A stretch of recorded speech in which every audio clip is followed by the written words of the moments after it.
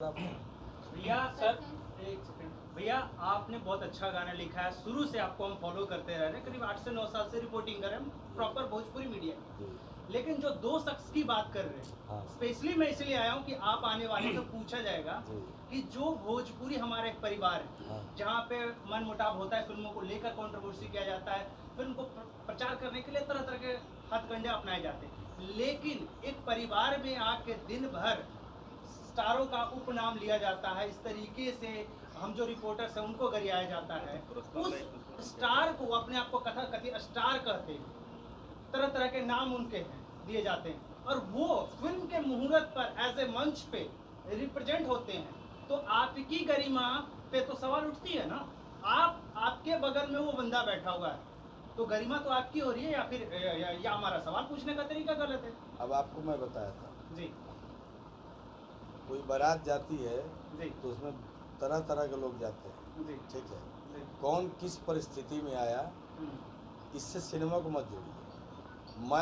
मैं एक लाइन में कहूँगा कि मैं बोल रहा हूँ कि हमारी फिल्म में कोई गंदा गाना नहीं होगा। अब अगर कहीं गंदा गाना मिले तो आप बोलेंगे कि आप क्या बोलते हैं और क्या करते हैं, है ना। आप पे सवाल है ही नहीं, क्योंकि मुझे पता है कि आपने अच्छे गाने दिए हैं और आज से नहीं फॉलो कर रहे हैं आपको। हम आपको बचपन से फॉलो कर रहे हैं, जब आपके गाने लिखा थे, फर्स्ट गाने से लेकर एंड तक। बात आपकी नहीं हो रही है, बात यहाँ उन लोगों की हो रही है कि उस मंच पे, एक बड़ा मंच पे एक बंदा आता है, जब पहुंचता है और फोटोग्राफ खिंचाता है, आपके मंच पे संबोधित होता है, मीडिया बाइट होती है, सवाल वहां पे उठ रहा है। आप पे सवाल थोड़ी है कि आप क्यों कर रहे हैं, आपका तो सही है। एक्चुअली देखिए, मैं आपको इसका बता रहा हूँ। मूवी एक आदमी से तो बनता नहीं है। किसी एक आर्टिस्ट को उठा लिए तो मूवी तो बन नहीं जाएगी, उसमें और भी संख्या होता है। तो प्रेजेंटेशन की जो आप बात बोले कि एक बड़े मंच पे, वो इस मूवी के एक अंग है। उनका पर्सनल लाइफ क्या है,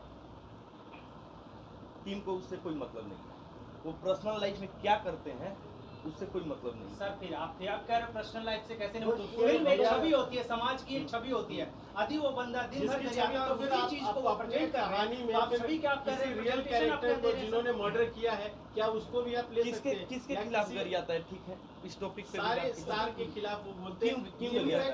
इनफैक्ट मीडिया के खिलाफ, क्यों गरियाता है? मीडिया के खिलाफ भी बात नहीं, करते हैं। आप नहीं, वो एक चीज बता रहा हूँ पिक्चर एक क़यामत की बात कीजिए। सर, मैं आप ये डिफाइन कर दीजिए, क्या वो लोग इस फिल्म में हैं, क्या स्क्रिप्ट की डिमांड है?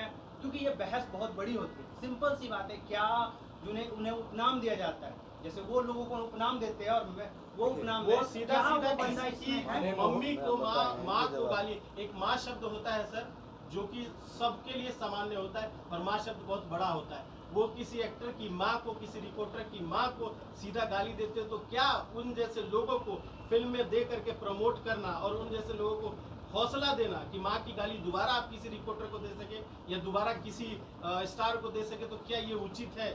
आप भी जब गंदे गाने होते तो आप भी संसद में मुद्दा उठाते हैं, तो आपका एक तरीका होता है, आप लीगली तरीके से उठाते हैं, उसकी हम भी तारीफ करते हैं। सुनिए, उचित नहीं है, लेकिन मैं ये कहता हूँ कि कोई व्यक्ति किसी को गाली देता है तो उसका भी एक कर्तव्य होता है कि उसके विरुद्ध कानूनी कार्रवाई करे, है ना।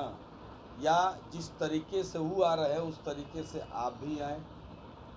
मेरा कहने का मतलब है कि जिन लोगों की बात आप कर रहे हैं, वो लोग कोई बात अपने सोशल मीडिया के माध्यम से लाते हैं तो उनके ऊपर कानूनी कार्रवाई कराने के लिए भी प्रयास करना चाहिए। क्या कभी जो हमारे स्टार हैं जिनके बारे में वो दो शब्द बोलते हैं, ये लोग कभी किसी कोर्ट में गए? नहीं गए। क्यों नहीं जाते हो भाई? तुम्हारे पास क्या कमी है?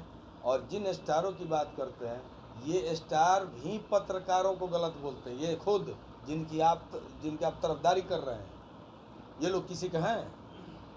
नहीं है। मैं थोड़े डरूंगा इन दोनों से, कौन सी वहाँ खेसारी लाल हो। मत पूछिए, मत कहिए ऐसा वैसा है, दोनों के पास पैसा है।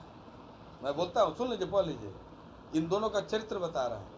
मत कहिए ऐसा वैसा है, कहने की जरूरत ही नहीं है, क्योंकि उतनी शिक्षा उन लोगों ने नहीं प्राप्त किया। एक शिक्षित व्यक्ति के बोलने का तजुर्बा तरीका अलग होता है और एक कम पढ़े लिखे व्यक्ति का तजुर्बा तरीका अलग होता है। पैसा किसी के पास हो सकता है, पैसे को योग्यता से मिक्स नहीं किया जा सकता। बहुत कम पढ़ा लिखा आदमी भी बहुत बड़ा पैसे वाला हो सकता है और होता है। लेकिन मैं क्या बोलता हूँ इन लोगों के बारे में, मत कहिए ऐसा वैसा है, दोनों के पास पैसा है। इल्जाम लगाना कैसा है, एगो सांड है एगो भैंसा है।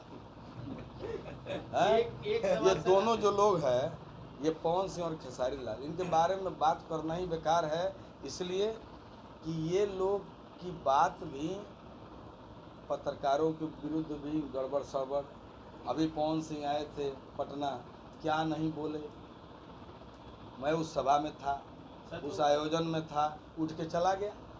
बात समझिए। तो जब मैं इसलिए सांड भैंसा इसलिए कहा कि जो आदमी बहुत विद्वत नहीं है, बहुत पढ़ा लिखा नहीं है, हमेशा पढ़ाई लिखाई और विद्वता का प्रभाव आदमी के चरित्र पे होता है। आप एक बात बता ली, मनोज तिवारी जैसे कभी गलती हुई है? मैंने आप इतने पत्रकार लोग, कभी रवि भाई ने कुछ बोला है? रवि किशन जी ने, आज दोनों सांसद हैं। मैं विधायक हूँ, निर्दल विधायक हूँ, लोग तो बीजेपी से आए, मैं निर्दल हूँ। मैं सीना ठोक के कहूँगा कि मैं दल के बदौलत नहीं हुआ, मैं पहले निर्दल आया, बाद में दल ने हमको अपने दिल में बिठाया, आज 2 बार उस दल से भी विधायक हूँ। लेकिन ऐसा क्यों? कभी दिनेश लाल से बड़का स्टार है लोग, खेसारी लाल जी या दिनेश लाल जी में कोई तुलना है? दिनेश लाल जी पढ़े लिखे हैं, कॉमर्स से M.Com है। तो जो पढ़ा लिखा आदमी होगा, कोई बात बोलेगा उसमें शालीनता विद्वता होगी, जो पढ़े लिखे नहीं है उनमें नहीं होगी। इसलिए खेसारी लाल हमारे बारे में अल्टा पट्टा बोलता, थोड़ा हम उसको रिएक्ट करते हैं। पवन सिंह तो गाना गाना ही छोड़ दिए, तो क्या हो गया? हम थोड़े रिएक्ट करते हैं? नहीं भाई, ये दोनों सुपरस्टार हैं, आज समय इनके साथ है। लेकिन डंके की चोट पे कहूँगा कि मैं इन दोनों को जानता हूँ कि ये लोग क्या है। सर एक पढ़ाई लिखाई में ये लोग मनोज तिवारी और रवि किशन और दिनेश लाल जी की तुलना नहीं कर सकते। आज कोई आदमी, कोई मेरा पत्रकार मित्र नहीं कह सकता है कि कभी मनोज तिवारी जी के मुंह से कुछ गलत निकला हो। लेकिन ये दोनों लोग भी समय समय पे हमारे पत्रकार बंधु को कुछ ना कुछ बोलिए देते हैं। Sir sensor